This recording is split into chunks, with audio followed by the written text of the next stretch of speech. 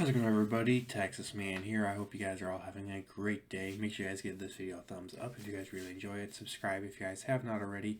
Also, do me the biggest favor of all, hit that bell notification button so you guys do not miss out on future videos or streams here on the channel. If you guys would also please head over to Twitch. Follow me there at Douglas447. Sharing there at least once a week. Also, you guys can find me at Discord at the Texas Man at 6957. And as always, we're going to be talking positives and negatives, and we are going to be discussing spoilers at the very beginning of this review. So if you guys have not seen this movie, Thor: Love and Thunder, this is your spoiler warning. And so this is, of course, the fourth Thor: Love and Thunder movie, and it is, of course, part of the MCU. It's about 2 hours long, and we're just going to dive right into the review. This is going to be very short, I'm hoping. First of all, they make two characters gay for no reason. They don't add anything to the plot, nor to the characters, nor to the storyline. So that is the first negative I want to discuss, is that that's in there and it adds nothing to the plot. Like, I literally watched it and no one was like, oh, I'm so happy that they put this in here. It's like everyone's rolling their head and they're like, I heard someone say, really? Seriously? Again? I don't know why people think that the audience actually cares about these characters, because they don't add anything to the film. Next thing I want to talk about are plot holes that this film creates within the MCU and within the movie itself. First of all, if holding Thor's hammer, Mjolnir, turns you into a Thor with the costume and everything, and the powers, it happens to Jane Foster in order for her to hopefully be able to be cured of her cancer. Of course, it doesn't work, but it's like, okay, if that happens to Jane Foster, how come that doesn't happen to Captain America in Avengers Endgame? So that is the first plot hole. Second plot hole is that if being Thor keeps you alive and healthy, then how come it decides to stop working, doesn't heal Jane's cancer, and instead Jane just ends up dying of the cancer? And if being Thor makes it where you don't have cancer, why wouldn't you just stay as Thor? It's really convoluted and confusing, and the film does not explain it too well. Thirdly, Gore.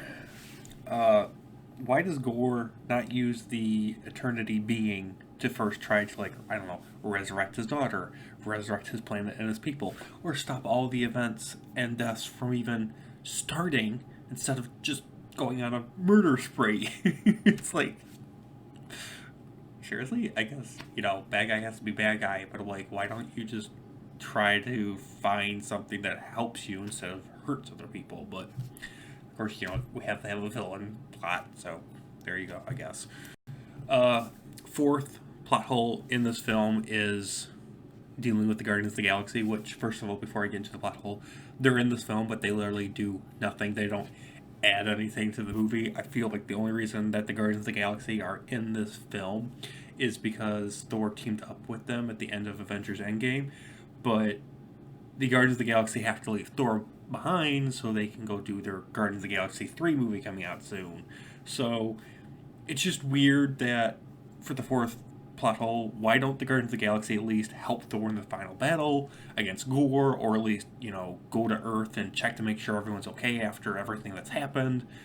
They just literally ditch Thor on a planet, and we never hear of them again throughout the entire runtime of this film, not even in the post-credit scenes. Fifth plot hole I want to talk about is about New Asgard. Why is it that the people living in New Asgard don't dress like Asgardians? They just dress like Earthlings. It's slightly confusing. It's like, how are you supposed to know that you're an Asgardian? Like, how would I know? I wouldn't. I guess it saves on the budget for the film. The movie is funny. Moving into the rest of the review, the movie is funny at first. Unfortunately, towards the end of the film, because it's overbearing with jokes, it just becomes boring and bland. The film has too many tones. Conflicting tones of humor and darkness, and it makes the finale seem kind of pointless, and the film feels very uneven, and it feels like several people wrote and directed this movie, even though only one person did so, Taika Waititi. This film, it feels like Thor Ragnarok, but like cranked up to 11, and it just doesn't work. It's like when moments are supposed to be very super serious and dark and, kind of like gothic tone, it's like, it doesn't work because, like, literally 30 seconds later, I'm laughing and you cracked a joke and I'm laughing at it, and then 30 seconds later, here's a dark scene with, gore. Speaking of gore, Christian Bale, aka The Dark Knight, does a phenomenal job as the villain. I really enjoyed his performance. Chris Hemsworth does amazing. Natalie Portman, amazing. But everybody else, I'm just like, okay, completely forgettable, don't care. I really didn't care about, the Rock side character, whatever his name is. I don't honestly remember. Valkyrie, she exists. I still don't like the actress's acting capabilities. I've never liked her acting. She's there. She fills a certain role for the plot.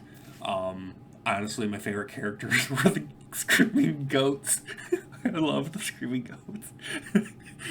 They just, how they were the best part of the movie, in my opinion, were the screaming goats, and then Gore. Speaking of which, Gore's tragic backstory, like why he's going about killing all the gods, actually has meaning. Like, there's a purpose to why he's doing it. There's a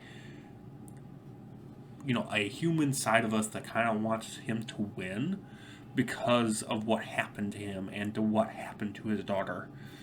Unfortunately, this is very much a watch once and done movie. It is better than Dark World. It's better than Eternals, but it's worse than Ragnarok. And if I had to pick a Thor movie to watch out of all four, I still like the first one the most. I still enjoy watching Ragnarok.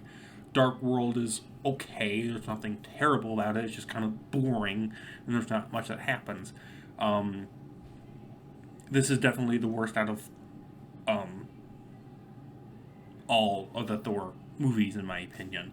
I'm going to get it on Blu-ray to add to my collection, but it's not something I'm going to be, like, clamoring to rewatch. It's like if I do, like, an MCU marathon, once the MCU finally stops making movies in, like, 50 years, then I'll probably watch it, or just, watch it with people who haven't seen it, but because of the uneven tones, all these new characters that have been honestly destroyed, Thor doesn't get destroyed. So much that he basically has lost everything. Like, literally, he has lost everything in his life. He has lost his brother, Loki. He has lost, so he thinks. We still have that Loki show that's proving that he's still alive somehow. But he's lost Loki, he's lost his mom, he's lost his dad, his entire planet / realm blew up. He had to kill his evil sister. All of his friends, including the dude that controls the Bifrost, is now dead, and Lady Sif is dead. No, Lady Sif is alive. Correction. She's alive. She's like the last original Asgardian still alive. Minus Thor. And Thor has now lost his buddy. He's lost the love of his life, Jane Foster. Yeah.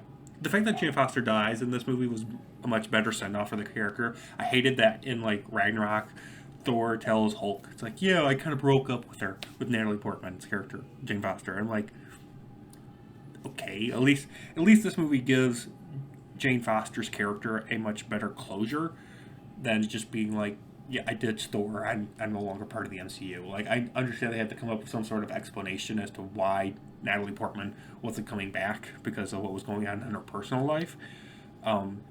But this does a much better service to the character as to why she's no longer going to be in the MCU. And for all we know, she could show up in the MCU again.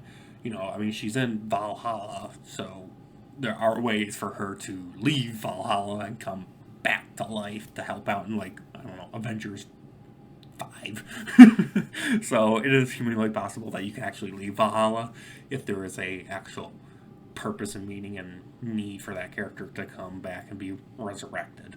So with that, I'm giving Thor Love and Thunder a 6 out of 10. Thank you guys for watching. Have a great day. I'll see you guys on the next video or stream.